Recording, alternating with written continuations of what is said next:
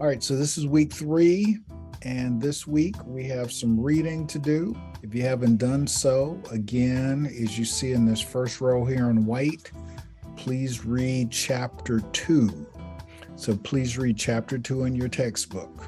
In addition to reading chapter 2, you'll see I have 2 PDF files here in this blue row, and those contain the PowerPoint slides for chapter 1 and chapter 2.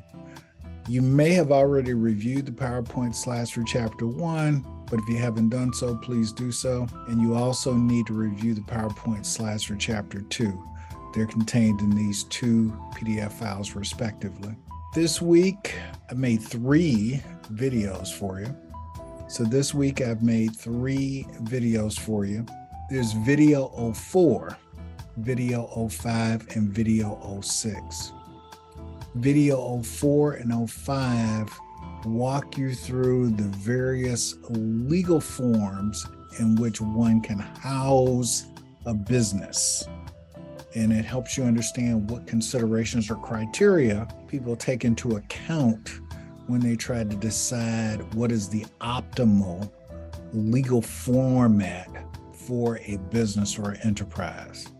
So, business can be set up as partnerships, proprietorships, LLCs, traditional C corporations, joint ventures, etc. So lots of ways in which you can legally house a business activity. This video 04 and video 05 will walk you through that. That in mind, if you look in this green row here, you'll note that I have several exhibits and exercises. You will want to print out all of these exhibits and exercises before you start watching the video. In particular, what you're going to want to print out is this online chapter 2 quiz answers. You're going to want to print out this summary cards, business, Ross 6E, forms of ownership, chapter 1 answers. So let me say that again. Print out the answers to this online quiz for chapter 2 and print out this PDF file that has forms of ownership. Print that out. And then when you go through video 4 and video 5, I'll walk you through those exercises. In addition to those 2 exercises or worksheets, you'll see that I have prepared study guides for test 1. There are 2 versions of the study guide. There's a version of the study guide that just has questions. And then there's a second version of the study guide that has the questions and the answers. I've set it up this way so that you can quiz yourself. You can quiz yourself on the material for test 1, and then you can go back and check the answers to see how you did. The reason that I'm making the study guide available to you is that this week, on Thursday, the first test for this course will be available. Again, starting at the end of this week, the first test for this course will be available. That'll be test 1. Now, again, the test will open on Thursday, and the test will be available Thursday, Friday, Saturday, Sunday, Monday, and it will close Monday night. I strongly encourage you not to wait till the last minute to do the test. Now, again, the test is available throughout this entire period. However, once you open the test, you have to complete it in one sitting. You can't open the test and then go away from it and come back to the test. And you can't open it and close it. Once you open it, you need to complete it.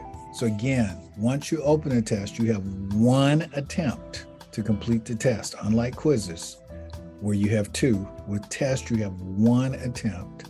The test is timed, and once you open a test, you have to complete the test when you open it. So again, you have test 1 to complete this week. So that's the work plan for the week. Now let me switch over to the course site so you can see where this stuff is. Now I want to go to the content section so you're clear about where all of these resources I just described sit. Let's go to the weekly online learning modules. Again, if you're on the content page, navigation panel on the left-hand side, if you go down the navigation panel about 5 items, you'll see weekly online learning modules. Click on that. We're in week 3, so click on week 3. So now if you click on week 3, you'll see the weekly work plan for module 3 here at the very top. You'll see a PDF file that contains the answers for the chapter 2 online quiz.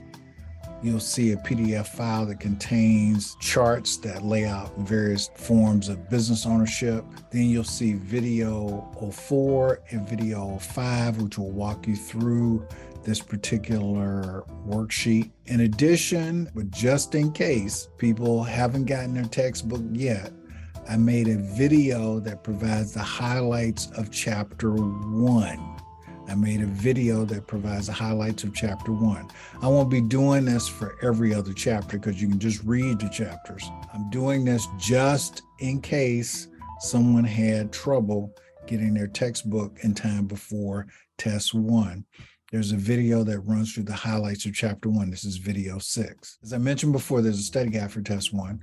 There's 2 versions of it. There's one version with just the questions, and there's another version with the questions and solutions. And last but not least, here are the PDF files that contain the PowerPoint slides for chapter 1 and chapter 2. So these are all the resources that I've identified for you in the weekly work plan. I'll just mention this, that these study guides are also available in a section by themselves on the content page. So here are the study guides for test 1, test 2, test 3, test 4A, and test 4B. So the study guides are there in that section. Again, these are the same study guides. They're not different. These are the same study guides. You can just access them in 2 different places on the D2L course site. So that is the work plan for the week.